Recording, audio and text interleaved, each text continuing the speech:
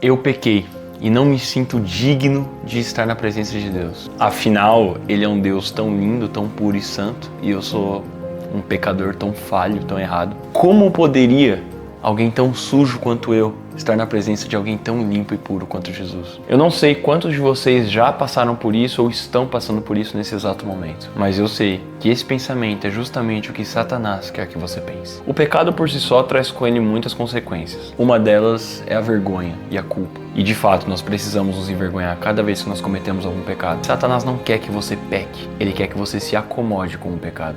Até chegar num ponto que você peca e aquilo não te afeta mais. Infelizmente, o pecado não vem tudo de uma vez. Geralmente ele começa de uma maneira simples, algo que às vezes você nem imagina que é pecado, mas é algo que te afasta um pouquinho de Deus. E você vai se afastando de pouquinho em pouquinho, dia após dia, até que você se depara com um momento em que você já está todo sujo. E é justamente nesse momento, quando você está totalmente sujo, quando você não se sente digno de estar na presença de Deus, que vem um momento decisivo, se você vai se posicionar ou se você vai desistir. Mas nesse vídeo eu quero te mostrar que as coisas são bem diferentes do que você imagina. Vamos começar com o fato de, quando você pensa, eu estou sujo demais para estar na presença de Deus, é como se você não tivesse cometido esse pecado, você fosse digno de estar na presença de Deus. Puxa, caí em pecado, não sou digno de estar na presença de Deus. Mas se você não tivesse caído nesse pecado, você continuaria não sendo digno de estar na presença de Deus. O reino de Deus não é uma meritocracia. Você não faz por merecer. Quando nós entramos no âmbito de galardão, de fato, aí as nossas obras vão contar muito. Mas o que a gente está falando, que a salvação não é por mérito próprio. Não é pela força do seu braço, nem pelas boas obras que você faz que você é salvo.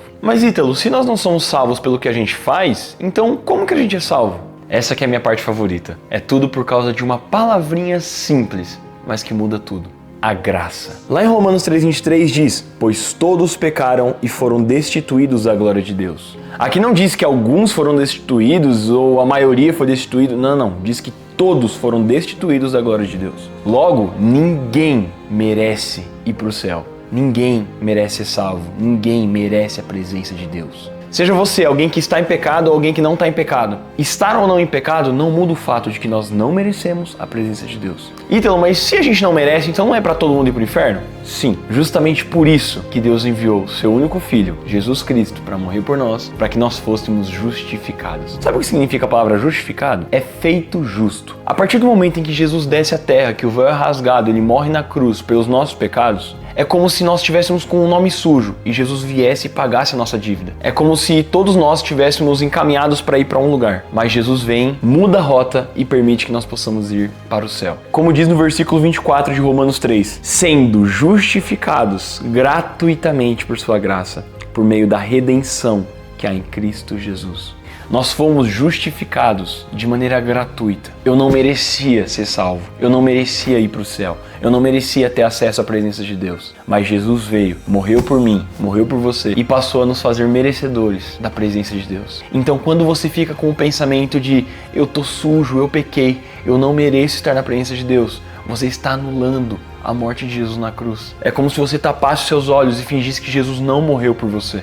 Talvez enquanto você está com o pensamento de eu não mereço estar na presença dele, a única coisa que ele quer é que você vá para a presença dele, porque ele tem saudade de você. E eu conheço muitas pessoas que têm o pensamento de, cara, eu tô sujo, eu vou me limpar, eu vou melhorar minha vida e aí eu vou buscar Jesus. Mas não é assim que funciona. Lá em 1 Coríntios, no capítulo 6, do verso 9 e 10, Paulo descreve muitos pecados que nós devemos tomar muito cuidado. E logo em seguida, no versículo 11, Paulo diz: assim foram alguns de vocês, mas vocês foram lavados, santificados e justificados no nome do Senhor Jesus Cristo. Ele nos lavou, Ele nos santificou e Ele nos fez justos diante de Deus. Ah, porque eu sou justo? Não, porque Ele é justo, gracioso e a graça dele foi derramada sobre nós através da cruz. Por isso, você não precisa se lavar para ir para a presença de Deus. Você vai para a presença de Deus e na presença de Deus você é lavado. Na presença de Deus você é santificado e na presença de Deus você é justificado. Uma analogia muito boa que eu gosto de usar é: alguém aqui se limpa para ir tomar banho? Ou